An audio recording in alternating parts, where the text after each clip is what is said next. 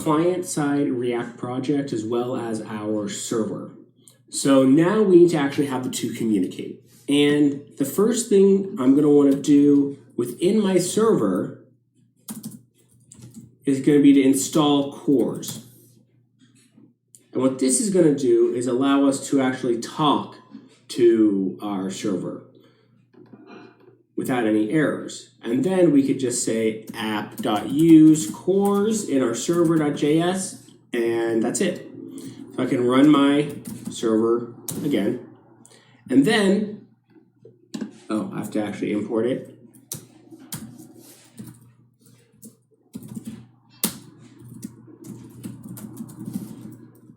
Cores. There we go. And now I'm going to create another terminal, cd into client, and npm run start. So now I can actually start creating in my other project or my React project. I'm going to create one more terminal because we're going to have to install something in our React project so we can actually communicate with our server and make requests, and that's going to be Axios.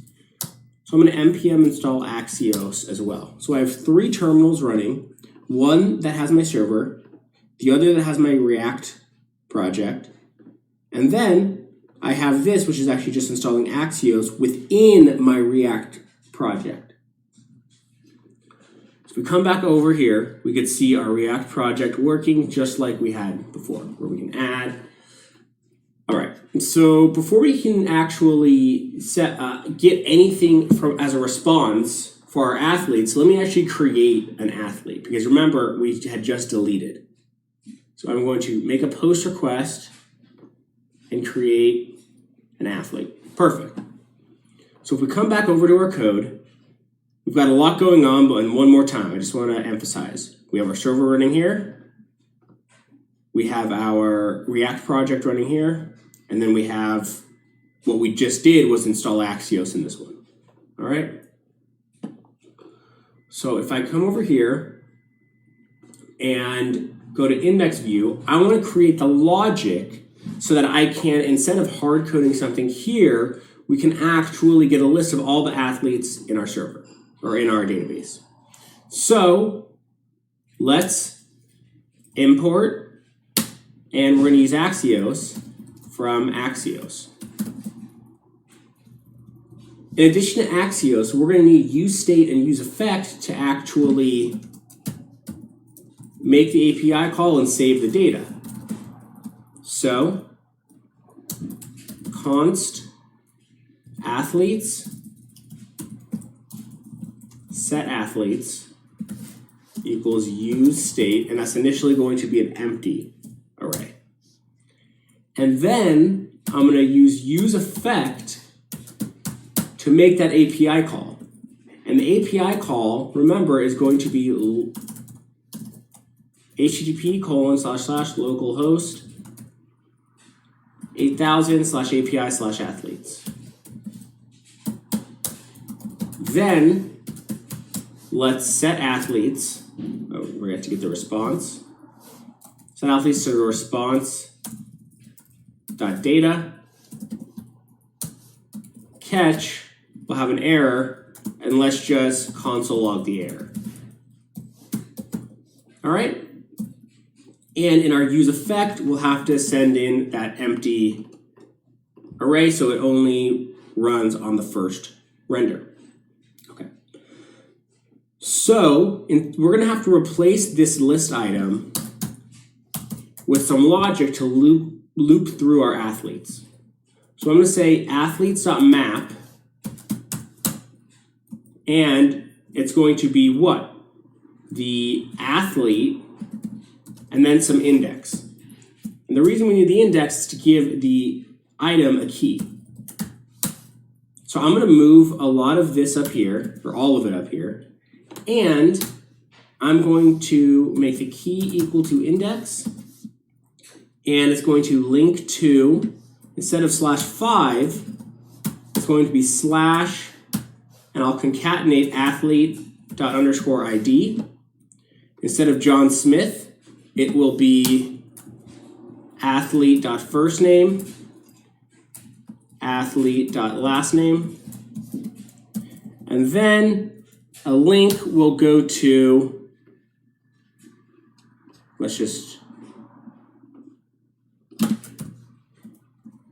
it'll be /+ athlete._ID plus edit. Okay? So what's happening here is we're making a request to /API/athletes. And what that's going to do is get a list of all of the athletes so that we can loop through them and output the athlete's first name and last name, and then a link to the detail page for that athlete. And we'll also have a link to the edit page. And eventually we'll deal with the delete button once we actually get to that component. If we come back over here, we can now see Jared Goff. And now we go to the view and it shows us the ID. We go to edit and we're editing. Great. So we're actually going to go to the detail page next so that we can do the create and edit pages together because they're going to require very similar steps. So let's go to the detail view, and we're once again going to need use state and use effect. And then we'll have to import Axios from Axios. We will create an athlete and a set athlete equal to use state, and this will be just an empty object. And then we'll make our API call within our use effect, and remember to send in this empty array.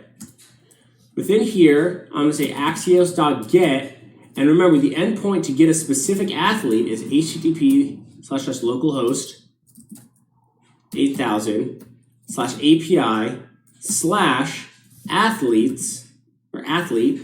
Let me double check. Is it athletes? Yep.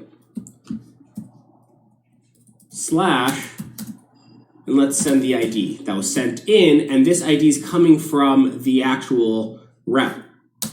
Then, so once we get that, we're going to have the response, and let's set the athlete to the response.data. And if there's an error, let's console log the error. So now instead of saying this is a view about an athlete, let's just actually put the information about the athlete. Let's say athlete dot first name, athlete dot last name, and then we'll say sport, athlete dot sport, team, athlete dot team. So let's come back over to our React project and click on Jared Goff. And there you go. We have the name, sport, and team. Let's actually make this look a little bit nicer. We're going like that. All right, so it takes a second to load, and then it will actually render. Great. So in the next video, we will talk about actually setting up the create and edit view, because those are going to be a little bit more involved.